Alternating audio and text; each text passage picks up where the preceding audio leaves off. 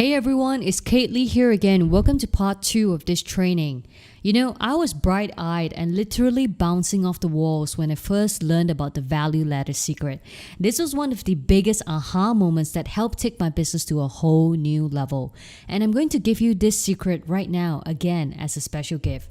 Alright, let's jump right into it. Firstly, you need to understand this. Amateurs focus on the front end. Amateur business owners don't understand the concept of the value ladder, and they are often product-centric, where they're committed to making sales quickly and reap only what is at the tip of the iceberg. And amateurs struggle to acquire new customers and often think it's a traffic or conversion problem. So they end up looking for the next traffic fad and end up in a loop over and over again. And the truth is, most of the time, they make little to no profit at all. Whereas professionals, like you and me, we focus on the back end. Professional business owners understand the concept of the value ladder, and they are customer-centric, committed on delivering real value to their chosen audience. Professionals have no problems with traffic and conversions because their business is structured the right way. They can spend $30, $40, or $50 and above to give away something of value for free, and they are confident that they'll make that up on the back end. Professionals make lots of money and reap everything that's below the iceberg. Now, here's a good example from a company you're probably familiar with, McDonald's. Right now, they spend about $1.91 on advertising to get someone to drive through their window. When people show up, the average customer pays $2.09 on a hamburger. So this gives them only a front-end profit of 18 cents. Yes, shocking, isn't it? McDonald's make almost no money on the front end for their burgers. However, Mr. Ronald McDonald here is not just a silly looking clown. In fact, he's a professional and he got this figured out. When McDonald's sell their customers the Coke and fries, this gives them an extra profit of $1.14. Then guess what happens? Boom! They make a total profit of $1.32, which is 8 times the front end profit just by adding in the back end. So, for any of you, if you're kind of struggling right now, you're probably missing something. It's either the front end, the back end, or something in between that's missing. So that's what we're going to be talking about right now, which is a concept called the value ladder. The value ladder is the first thing you have to build out before you can start working on any sales funnel. If you look at the graphic above, you see that on the left-hand axis, we have value. And on the bottom axis, we have the price. Then there's an arrow that goes up. So the more value you provide, the more you charge. At the top right-hand corner of this graph, you see a big dollar sign. This is where you want to take your client. The top of the value ladder is the best thing you can provide to your clients. This is where you can provide them the most value and also charge them the most for. Now, ideally in a perfect world, we would like to sell everyone our best thing, right? But the reality is, if you were to walk up to someone on the street and say, "Hey, give me $100,000 and I'll take your business to the next level, are you in?" Well, your prospect would probably laugh or run away thinking you were insane. And same goes with another instance. If you were to ask your date on your first outing, "Will you marry me?" Well, he or she would probably freak out and never pick up your call again. So why is that? Well, it's because a relationship has not yet been established and value has not yet been exchanged. They don't know if you're good or bad, and you have not earned their trust and attention to take them where you'd say you'd take them. Does this make sense? So what do we professionals do in business? We start at the bottom left hand of the value ladder, where we provide a little bit of value at a little bit of cost. This is where we put a bait out there in the water for our prospect to test it out. Once they've received value, then guess what's going to happen? They'll naturally want to ascend up our value ladder to the next level and the next level and the next level. So that's how a value ladder works. It all has to do with how much value you can provide to somebody to move them up the value ladder. When you provide real, legitimate value, people will buy from you for years and years to come. And that's the goal of building a value ladder in your business. Now, no value ladder is complete without a continuity program.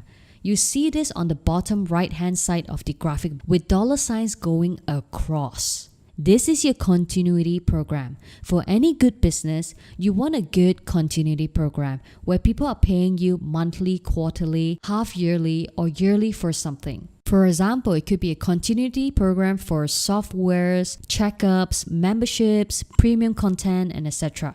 I want to show you a value ladder example for a dentist to help illustrate this better for you. For dentists, the top of the value ladder, where the big dollar sign is usually cosmetics such as crownings, bridges, veneers that could cost up to $10,000. But no one would really walk into a clinic and pay 10 grand for an invasive cosmetic dentistry on their first visit, right? So let's just say, for example, you saw an ad for a free teeth cleaning session near your neighborhood. Do you think you would pick up the call and make an appointment? If you were the target audience, you would, because it requires minimal commitment to have a chance to receive some value in a non-threatening way. And if the dentist made you feel good and cleaned your teeth well, you would have received value. Then you would naturally want to keep ascending and want more of their services. You probably ascend up the value ladder to the next level for teeth whitening, dental fillings, retainers, and possibly even cosmetic surgeries if you need them. And you probably even be back for checkups every 6 months if the dentist does a good follow-up. You then have a confident white smile, and the dentist has you as a customer for life with recurring income from the continuity program. It's a win-win. Now, here's another value ladder example for people such as authors, speakers, coaches who sell information-based types of products. At the bottom end of the value ladder, they'll probably start off with a free quiz, a report, or a giveaway for their bait. Then on the front end, there's a book, an audio course, templates, or a case study.